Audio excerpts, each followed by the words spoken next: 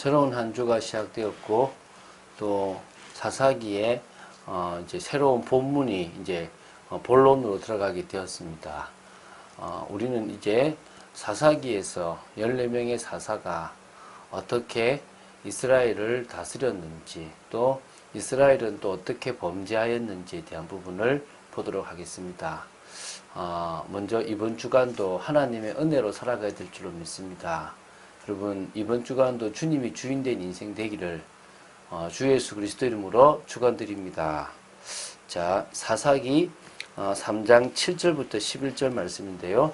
자, 사사기 3장 7절부터 16장 31절까지가 사사기의 본론부에 해당한다고 보시면 됩니다. 14명에 이르는 이스라엘의 지역별 사사들의 활동을 중심으로 이렇게 전개되는 본론이라고 보시면 되겠습니다. 사사기의 본론은 앞에서 이제 이미 밝혔지 않습니까? 6가지가 계속 순환하는데 뭐죠? 첫 번째가 범죄. 이스라엘은 하나님 앞에 범죄합니다. 물론 망각해서 범죄했는데 범죄 빼고 그죠? 그리고 뭐죠? 징계가 내려옵니다. 하나님께서 진노하셔서 징계를 내리시고요. 그리고 이스라엘은 회개합니다. 회개한 이스라엘의 하나님은 사사를 통해서 구원을 하십니다. 그리고 구원한 그들은 또 평화로우니까 하나님의 은혜를 망각해버립니다. 망각하고 나서 또 뭡니까? 재범죄를 하게 됩니다. 이게 지금 6번이나 진행됩니다. 이게 하향식 나선 구조로 이렇게 더 갈수록 심각해진다라고 얘기를 했는데요.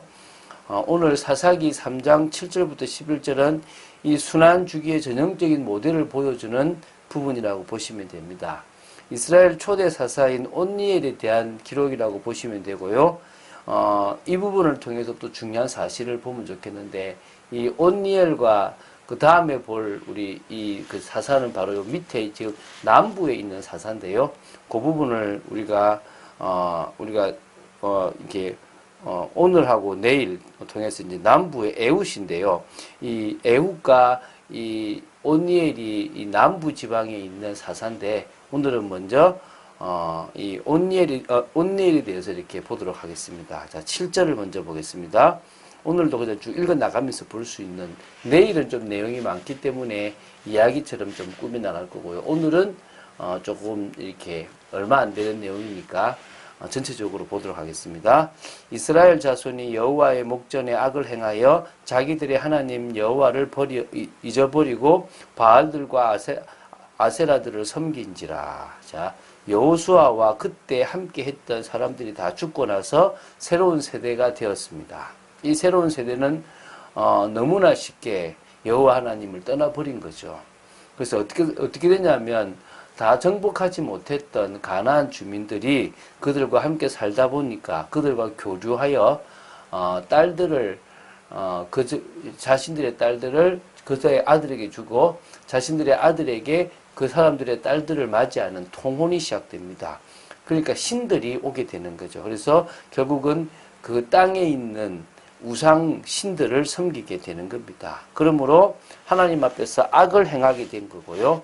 자신들이 하나님 여호와를 잊어버릴 만큼의 역사, 이런 어떤 타락이 일어났다고 보시면 됩니다. 그래서 가나안 땅에 대표적인 신들인 바알과 아세라를 이렇게 섬기게 되었다라고 보시면 됩니다. 8절을 보겠습니다. 여호와께서 이스라엘에게 진노하사 그들을 메소포다미아 왕 구산 리사다임의 손에 팔았으므로 이스라엘 자손이 구산 리사다임을 8년 동안 섬겼더니, 자, 지금 결국은 우상을 숭배하니까 하나님은 진노하셨다라고 얘기하죠. 누구를 향해서? 이스라엘을 향해서. 그러니까 그들에게 뭐가 내립니까? 징계가 내려오게 되는 겁니다.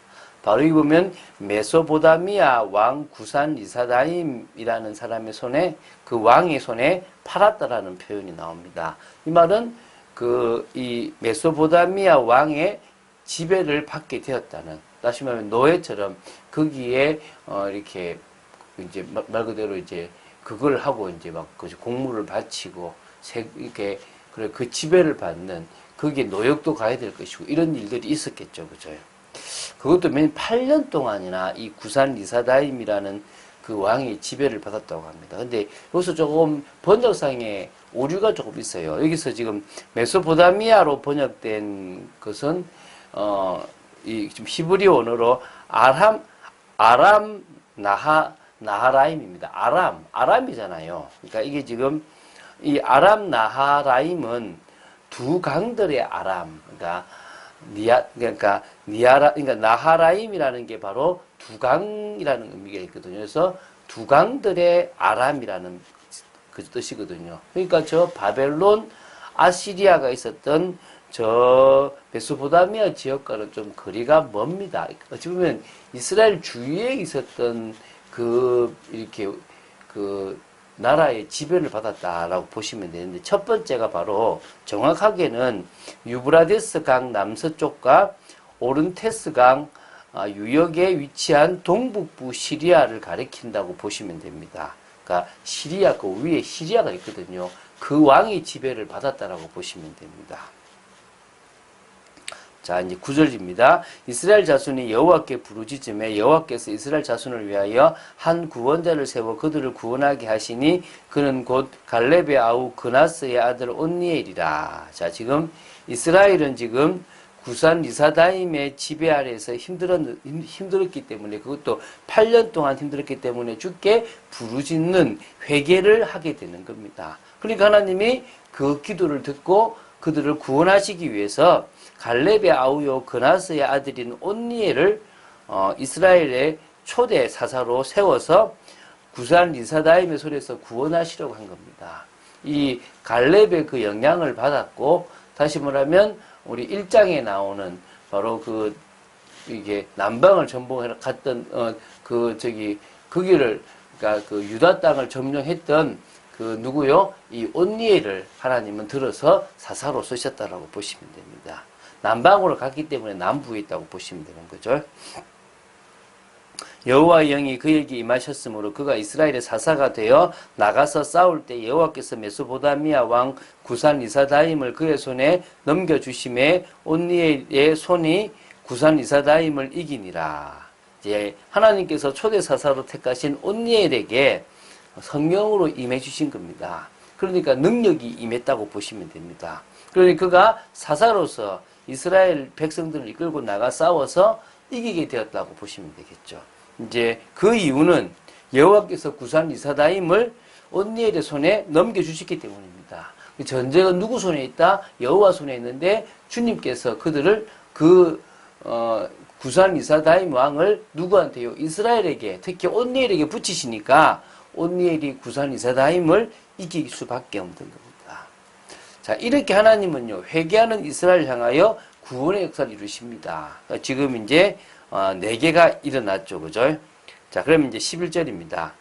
그 땅이 평온한 지 40년에 그나스의 아들 온니엘이 죽었더라. 자, 그 땅이 하나님께서 세워주신 사사 온니엘을 통해서 평안을 찾게 된 겁니다. 그래서 평온함을 모두가 누렸는데 40년 동안, 온니엘이 사는 40년 동안을 누리게 되었습니다. 그리고 그나스의 아들 온니엘이 죽었습니다. 그러다 보니 하나님의 은혜를 망각해버린 거죠. 어찌 보면 온니엘이 사는 동안에 이미 이제 서서히 하나님의 은혜를 망각해버리는 일이 벌어졌다고 봐도 되겠죠. 당연히 재범죄로 이어질 수밖에 없는 것입니다.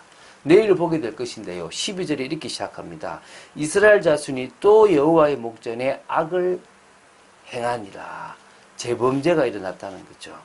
그래서 이제 그것 때문에 하나님은 이제 또 다른 나라에 붙이게 되고, 그때 에웃이라는 사사가 일어나게 되는데요. 그것은 내일 보도록 하겠습니다. 이런 의미에서 우리는 평안할 때 주님을 바라봐야 됩니다. 제가 우리 이제 목사들의 농담이 있거든요. 갑자기 안 나오는 새벽 기도를 어떤 성도가 나오면 갑자기 긴장을 합니다. 혹시 그 집에 뭔 문제가 있나? 라는 생각을 합니다. 왜? 평범할 때는 이렇게 새벽을 깨운다든지 평범할 때는 날 주님 바라보지 않거든요. 여러분, 지금 평범할 때, 평상시에 아무 문제 없을 때 믿음이 자라고 신앙이 자라면 참 좋습니다. 제가 우리 아이들한테 이렇게 기도 수첩을 하고 말씀을 보라고 하는데요. 다른 건 다 하는데 은혜 받기가 어렵습니다. 안 시키면 말씀을 못 보고 살아는 거고, 시키면 눌리는 겁니다. 근데 정말 어릴 나이에 하나님의 은혜로 말씀을 가까이 할 수만 있다면 그거보다 더 큰 일이 없거든요. 그게 참 어려운 거예요. 혼을 안 내자니 하라고 해놓으면 전혀 안 해요. 또 혼을 내면 사실은요, 나중에 크면 난 안 할 거다라고 신앙을 버리게 되는 일이 생길 수도 있거든요. 그 경계가 너무 어려운 겁니다. 그래서 어찌 보면요, 말씀이 그들에게 들어갈 수 있도록 심어야 되고, 또 모든 성도가 하나님의 은혜를요, 가장 평상시에 괜찮을 때 받아 나가면서 말씀 속에 세워져서 복음의 비밀을 깨닫고 예수 그리스도 아니면 안 된다는 답을 내야 될 줄로 믿습니다. 그런 사람이 하나님의 은혜로 전도하게 돼요. 이번 주간에는 구부로섬 선교에 대한 걸 했는데요. 어찌 보면요, 우리는 전도에 대한 마인드를 가져야 됩니다. 우리가 가장 편안하게 갈 수 있는 곳을 또 그 속에서 우리가 복음을 말할 수 있는 사람들과 같이 흑암을 무너뜨리면서 복음을 전할 수 있다면 그보다 더 중요한 일이 없다고 믿습니다. 사단은 이 복음 전하는 일을 이렇게 저렇게 막고 있습니다. 우리는요, 무엇보다도 전도하는 것보다 먼저 내가 은혜 속으로 깊이 들어가는 것이 우선인 줄로 믿습니다. 그럴 때 우리는요, 정말 그리스도의 비밀과 성삼위 하나님의 능력과 그분이 우리와 함께 하시는 그 비밀들을 사실적으로 누릴 수 있을 줄로 믿습니다. 그런 축복을 누린 여러분 되시기를 주 예수 그리스도 이름으로 축원드립니다. 주는 그리스도시요 살아계신 하나님의 아들심을 고백합니다. 정말 저희들이 평안할 때, 좋을 때 주님을 바라보는 참 은혜가 있기를 간절히 소원합니다. 아버지 하나님, 주님만을 깊이 바라보고 응답받는 축복 속에 있도록 저희들을 지켜주시고 말씀 속에 있도록 온전히 주님을 바라보는 저희들 되기를 간절히 소원합니다.